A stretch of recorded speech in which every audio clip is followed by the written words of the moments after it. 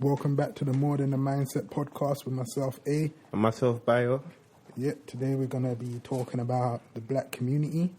Again, these are just our thoughts and opinions, so if you disagree with anything or you have anything you want to add, just leave your comments in the comment section below and we'll get around to reading them. Let's just jump straight into it. First question. Do we have a black community? Firstly, I feel that it's prudent to discuss or to at least mention the definition of community. In most dictionaries, we find two definitions. Number one, a group of people living in the same place or having a particular characteristic in common. And number two, the condition of sharing or having certain attitudes and interests in common. That being said... because I did my own research, I got a few more than two. So I got another definition is a body of nations or states unified by common interest. And again, people from a district or country considered collective, especially in context of social values and responsibilities. Okay. So... Alright then, so based on that, I do feel that in certain areas within Britain, within England specifically, and even more specifically within London, there's certain places where there's communities where there's black communities. In certain parts of Hackney, Tottenham, and so on, there's definitely a sort of community vibe. Right. Alright, when I say my definition of a black community is, again, a collective of people committed to the progress of black people. So you might say there are communities that black people are involved in, like the Hackney community might not be about black people, it might be about Hackney, innit? So like you're saying, the common interest is not the blackness, it's Hackney. I'm saying the common interest for a black community should be the progression of black people. Okay, what I intend by saying that there's communities in those particular regions and other regions is that there's organizations, community organizations set up to promote the culture and, you know, the correct understanding of black culture and black people. So there's several different organizations. Those are just the ones that I used to go to when I was younger. So those are the ones that I mentioned in Hackney, in Haringey and so on. And what, are they still up now? Because I know a lot of people who talk about this black community of old, which... Back in the day, yeah. Which I don't see, you know what I mean? So... There's two come to mind, and one of them is still up and running, called Imashi in Hackney. I think it's still running anyway. But from what I know, it's still up and running. There's another who I wouldn't necessarily say that it's focused on black people anymore. It's focused on the community in general and promoting positivity within the community, that being Corey. They're based in Haringey. But I'm not saying that there's not individual community groups where black people are heavily involved in, but, you know what I mean, are they taking it from that community and making it more of a widespread, or is it just about that area of London? So when I'm talking about black community, I'm just talking about the whole of the UK. And as far as that goes, I don't think there is. And even the ones you're telling me of now, I'll say I'm interested to find out what they're about, but you don't hear about them. So a lot of people who don't live in that area won't know nothing about it. Whereas there's other community groups, that you're not part of, but you hear about them. People are actively promoting them. But then again, we have to be realistic. You can't, people in for one part of the UK and another part of the UK, as one of the definitions that you mentioned of community, is people who have similar interests. They have a common interest. People who live in Manchester and people who live in London, or people who live in one part of London, people who live in another part of London, they're not going to have exactly the same goals, the same, you understand, the same aspirations and the same interests. So based on that, that's a community based around the interest of Hackney, not a community based on the advancement of black people in the UK. So, because if your interest is for black people to do better, regardless of how you affect that in your community, yeah, your main interest is black people as a whole. So it's about your community linking up with another community and saying, all right, let's take the strength of our community, match that with the strength of their community, and bring it together to have one central community dedicated for black people to progress, not for, we're going to do whatever we're going to do here, because the struggle is the same around the UK. But you're not personally looking at the struggle around the UK. You're looking at what it means to your area. So the common interest is not the progression as a whole. The common interest is the people within Hackney. I feel that any movement or any, the group of people that get together for progression, it's impossible to get together on a wider scale without starting on a smaller scale.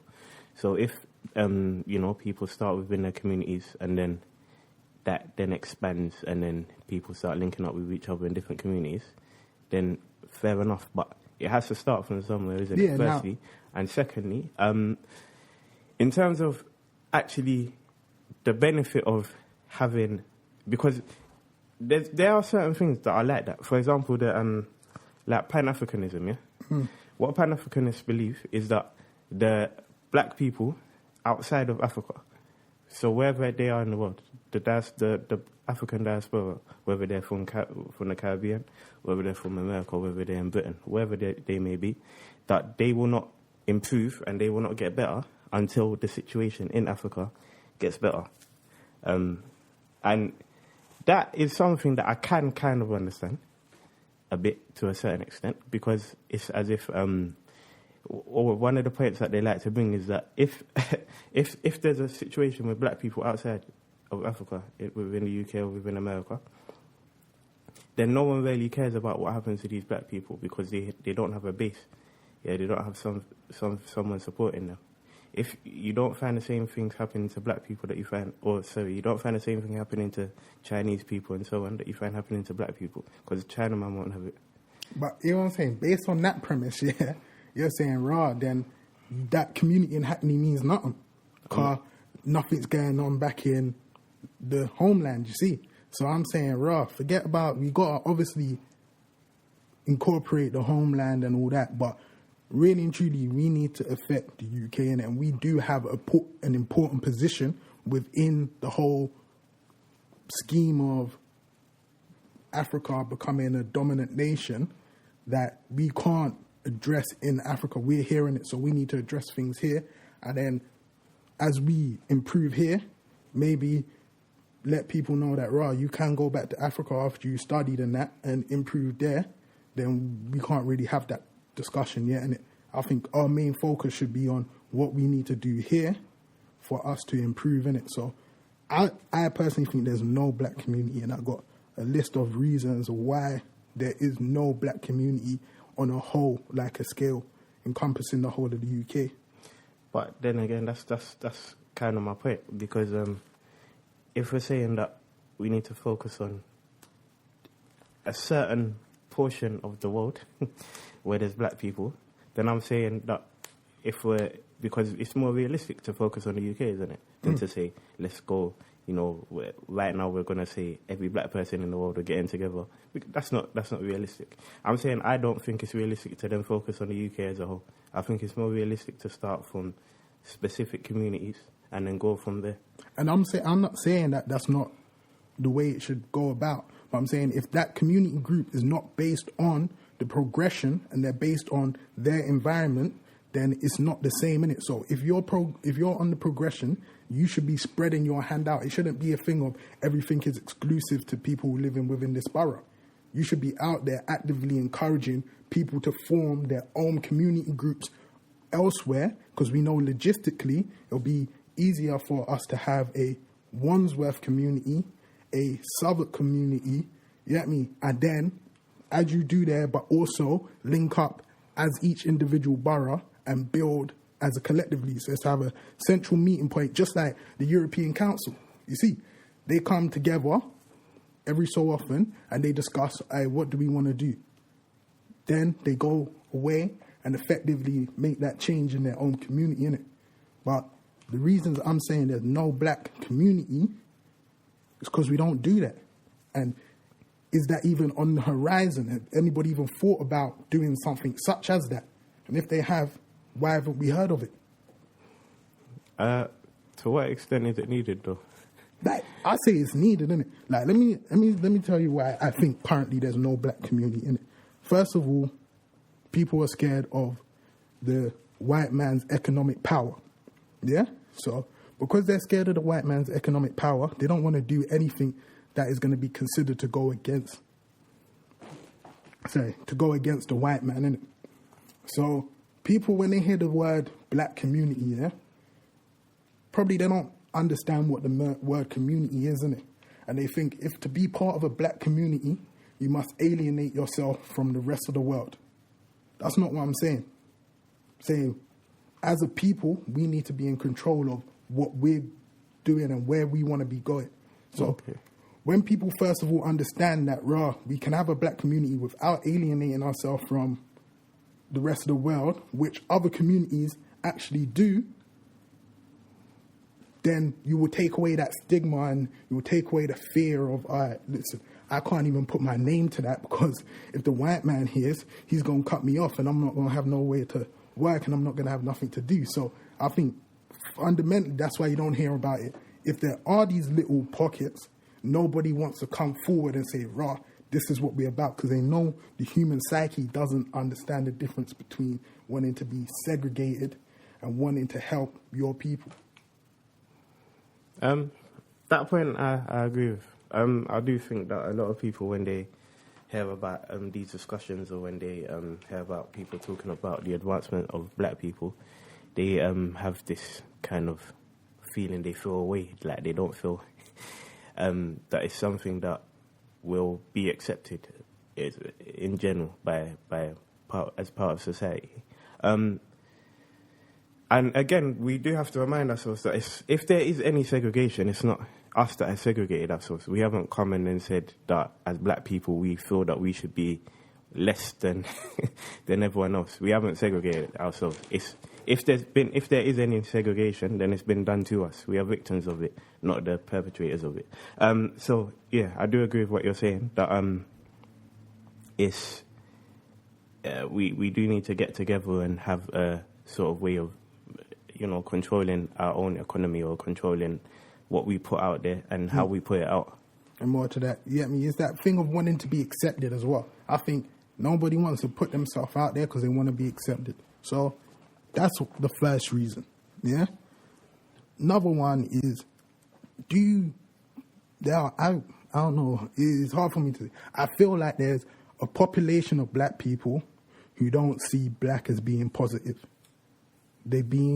Yeah, no doubt. They're being like conditioned to think a way that, you know what, me being black is taken away from what I could have been or what I could have done as a white person or as this person and as that person. And as I've spoken to people, they don't want to make change in it. They want to just talk about how we been dealt a bum deal. You know what I mean? And I'm like, and that's their mentality going through it. Okay, instead of let's get up and make change, yeah, I've been dealt a bum hand, and all I want to do is sit here and talk about it and say, mommy didn't give me this, or I didn't have a daddy, I didn't have this, I didn't have that. I'm saying, now you know this, how are you going to change yourself? They don't want to hear. So that mindset needs to change. That's another reason I don't feel like we have a black community, because nobody's trying to actively change the way we think about ourselves, let alone how the world sees us. Because even though I was saying before, like, I'm individually, I'm Jamaican, but the world sees me as a black male and that's it. So we need to change that. These are some of the reasons why, but this is why we don't have one, because people ain't thinking like that, and comes back again to the fear. Nobody wants to be the first to stand up, because there is in history a show of black activists being killed. Yeah. Now, I don't know if it's that deep, you know what I mean? No, it's that deep. Me personally, if I was to say, I don't fear being killed, and I don't think it's about that. But if I was to be killed over this podcast, I hope it would open people's eyes. Because another reason that I don't think we have a black community is because people don't think there's racism in the world. They don't think there's racism in the UK. And I'm not saying it's deep like it was back when, but I'm saying there still is racism within the UK, and like we was talking about last time, that institutional racism that still exists. And the way I think about it is, like, when people are telling me about positive discrimination, yeah? How can there be positive discrimination if there isn't discrimination?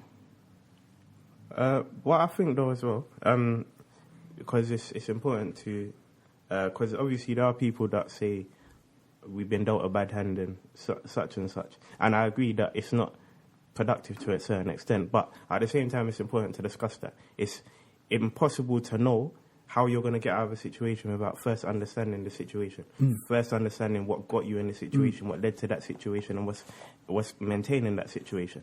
Yeah. Once you then understand that, and this is where I agree with you, people need to start trying to, think of ways to get out and start coming forward and speaking up. And that's what I want from a community. When you said no one, though, when you said there's no one doing it, there are people. I didn't say like boom, there's no one in it. I'm just saying there's not people actively promoting it. I don't hear about it. You have to go out and search and find it. Yeah, more so. Boom, and that's not saying like boom. I've found a couple community groups that are they're community groups, but if we was to start a black community group, then we can also link in with these because they already have some of the platforms available unto us, so we can progress faster. But go and say I jumped in.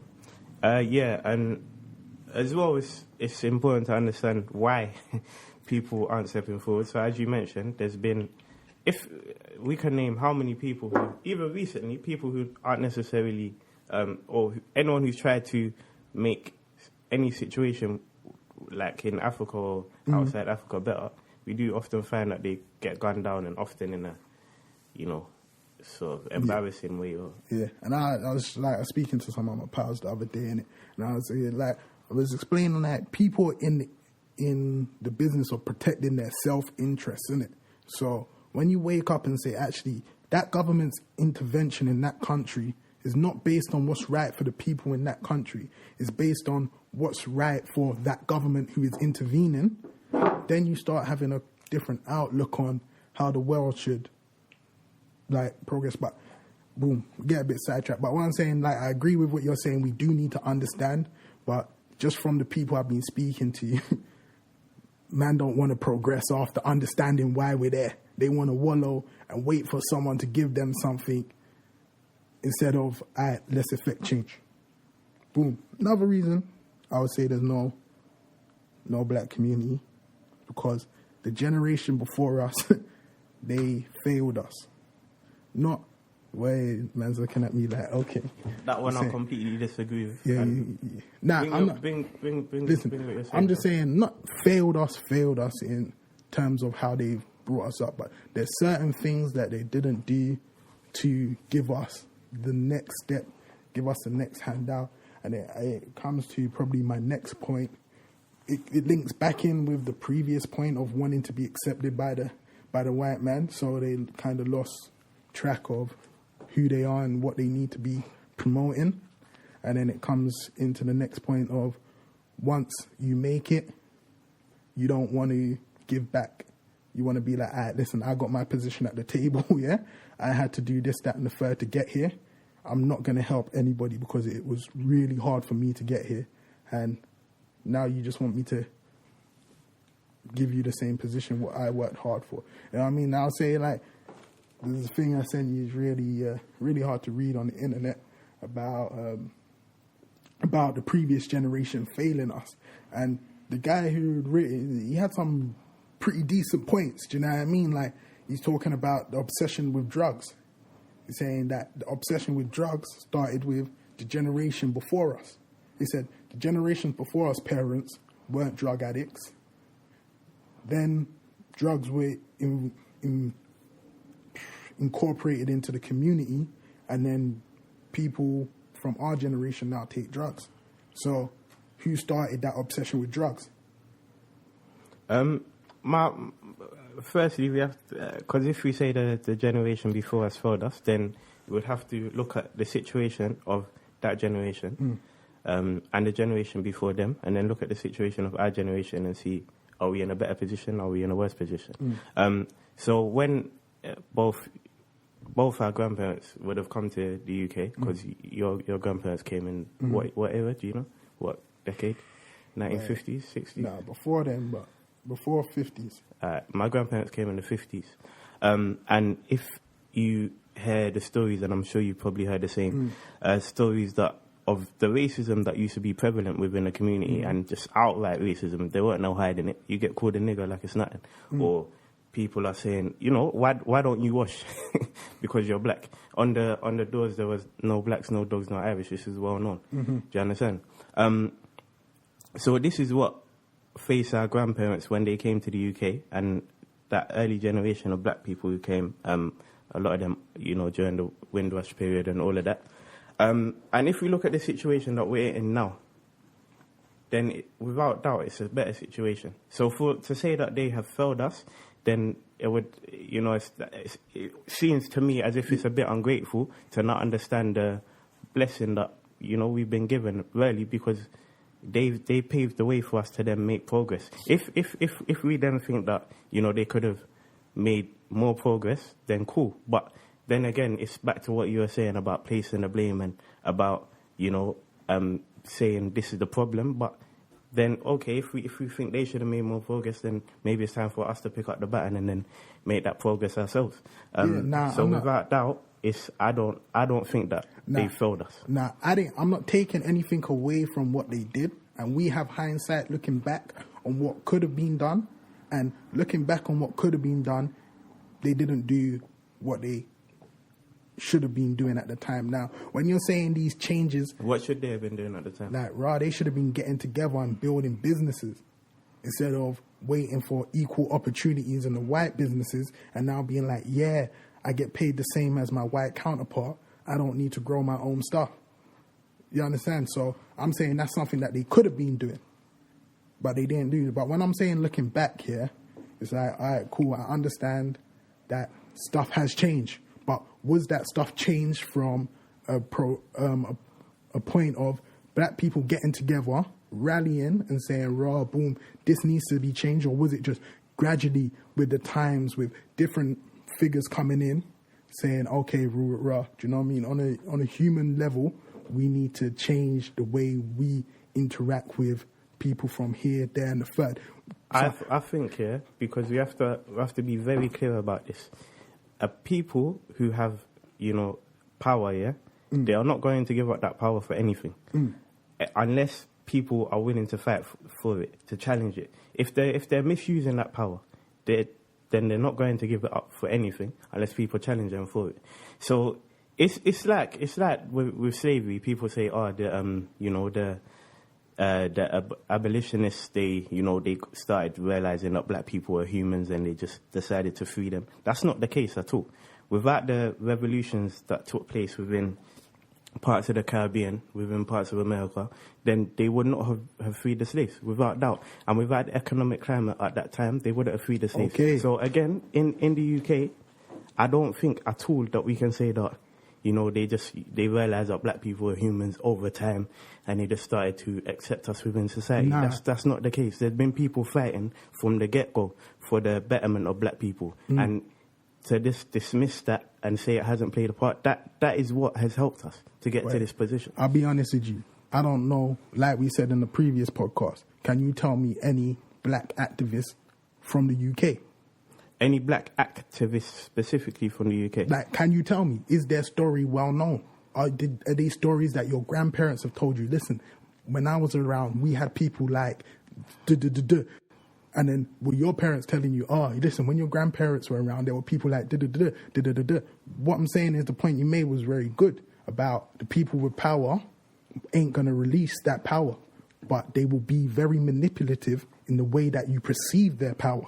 So when they're talking about the abolition of slavery, they want to tell it about, boom, okay, we got together and we thought, okay, this is wrong. But as you said in your final part of the statement, actually more the economic part of it was to play with people from the north, like, rah, you know what I mean? These boys with the slaves down south, yeah, are actually being detrimental to our economy. So that was part of the reason why things change. So but then you didn't mention the point about the revolutions, the Haitian revolution, and all the what was taking place within the Caribbean. So what did they do? The Haitians run the French up out of Haiti, yeah? Yeah. And then what did the French do then next? That was the French. They came back on a different tip. Yeah? The French came back and said, "Rah, you owe us reparations." Yeah. Many countries out there have not received reparations. You know what I mean? Has the Congo received reparations from Belgium? No, they have not. Okay, so that's what I'm saying. So they've said, all right, boom, we'll take away our active force in that country, but we'll still oppress them by controlling their revenue. So all I'm saying is, boom, power is perception, innit? Now, just because you think you're a free man doesn't mean that you're a free man, innit? If you're being controlled by different things. So when you're saying, boom, all right, cool, I'm not taking away that there were people who fought for us to be in a better position, but I don't know if that was carried on by the generation before us, because the generation before them had that battle. When they came over from Africa or from the Caribbean, they had that struggle. They fought, and then they had children. Did those children pick up the fight? Because they are the generation before us, not talking about the generation before their generation. So after the initial generation, the first set of people who come here came over and fought for us to have certain rights. Did the next generation pick that up? I don't know, because, again, I don't hear any stories of, in my day, we had this person, we had that person. What you mentioned about the reparations and so on, and the change in the face of power. So it's not straight and outright, oppression, but it's more on a deeper level. I completely agree with that. That's not something that I disagree with. Without doubt, if you just have to look closely, it's easy to see. However, my point isn't that that's not what took place. My point isn't that they haven't then changed that power and then made it more covert. That's not my point. My point is that why did they have to do that? Do you understand? My point is that they had to do that for a reason. There was people fighting, yeah, to overcome that, which meant that they couldn't just come outright and say, "You're a slave, go and work for me." They had to find a different way to do that. Do you understand? And it has led to betterment, whether you like it or not. I'm not in shackles, locked up, working on a plantation for someone. Whether I can't get a job as good as someone else, whether police will harass me or I'll be treated differently in society because I'm black, the fact of the matter is that I'm not in shackles right now. Do you understand? But that is better. Okay, but and then to come to your other point about what was it? What were you saying? Because what I'm saying is, boom, the generation that changed us not being in shackles is not our parents. It was their parents or their parents' parents. So from us not being in shackles, yeah, why is our fight still at the point of, okay, we are now free of these shackles, we can now make change? Why isn't it we're at another step that, okay, we was freed of the shackles then, our parents did something that's put us into this position, and now we pick up from where our parents left off. We're picking up from where 2 or 3 generations before picked up. But that's the thing. That's what I disagree with. Because when 2-3 generations before, there was those signs saying no blacks, no dogs, no Irish. We're not in that situation right now. I can work. That's what I'm saying. What I'm saying, like, hear what I'm saying, because I hear what you're saying, but I'm saying 2-3 generations before, there were the signs, yeah? In your parents' generation, was there those signs? In my parents' generation, my father, he would have been stopped by the police, yeah? Were they them signs? No, but I'm saying... Okay, so there's a certain position that we've reached, though, that was before your parents' generation. Yes. So now let's talk about from your parents' generation to our generation now, and let's see what has changed between then and now. So and not also what has changed, but who affected that change? So as I was saying, in my parents' generation, yeah, these insults that, you know, you're a monkey, you're this and that. This was something common to be for my parents to have received in their generation. Yeah. At the same time, the way that teachers used to treat them, and this is all from stories that my parents have told me, the way that teachers used to treat them because they're black, it's not the same. Do you understand? They wouldn't treat them the same way that they would treat a white person. And the fact of the matter is that it doesn't sound that bad, maybe. Maybe you're thinking, oh, but how does it compare to slavery? Yeah? Maybe it doesn't sound that bad because we progress so much. So once you get to a certain point, you don't have as big a fight to fight, so there's not going to be the same need for the same kind of spirit and the same kind of people, because it's not the same fight. There's no doubt that it's not the same fight. I'm not saying that it doesn't exist and that it's not needed, but the progression that our parents made had an impact. The situation that we are living in now is better than the situations that my parents were living in when they were younger and when they were in school. Wait, I don't know, because some of my experiences with school and the way I was dealt with sounds very reminiscent. Maybe I wasn't hit with a cane because that was outlawed, but the way the teachers, and I said before, if I was making trouble in school, yeah, I was looked at a troublemaker. If I weren't concentrating in class, yeah, I was looked at as a troublemaker. If a white kid weren't concentrating in class, the first instinct was, okay, maybe this work isn't challenging enough for him. And then, so even though it might have been something different, I was still looked at differently to how the white kids in my class were looked at. But anyway, but I think just to touch on that last point, I'm not saying that we're there. That's not what I'm saying at all. I'm just saying that there's been progression. Yeah, so I'm not saying that you're not gonna, as a black person, you're not gonna face any challenges that other people don't have to face. I'm saying you're still gonna face it, but for us to dismiss all the progress that's been made, I feel that's yeah. Not, all right. So I think now I'm not dismissing all the progress that's been made. I'm saying we do have the privilege of hindsight and saying, "Rod, this is what should have been done." So, but I'm not taking away what they did do, but I'm just saying, "Rod, with the hindsight that we have to understand that not enough was done back there, and we need to kind of now make that change so that later on down the line, the generations can't be looking back at us and saying, we didn't make as much progress as okay, that we should do." I agree. I'd say, I think let's make that clearer. I don't know, like, probably... just running from that, so then, because it's all nice and well discussing, you know, this is what we need to do, like, we need to somehow, you know, promote the betterment of black people and build a black community. Yeah, but how? How is that? Before we go to how, yeah, we need to know why. Because there's some people probably say...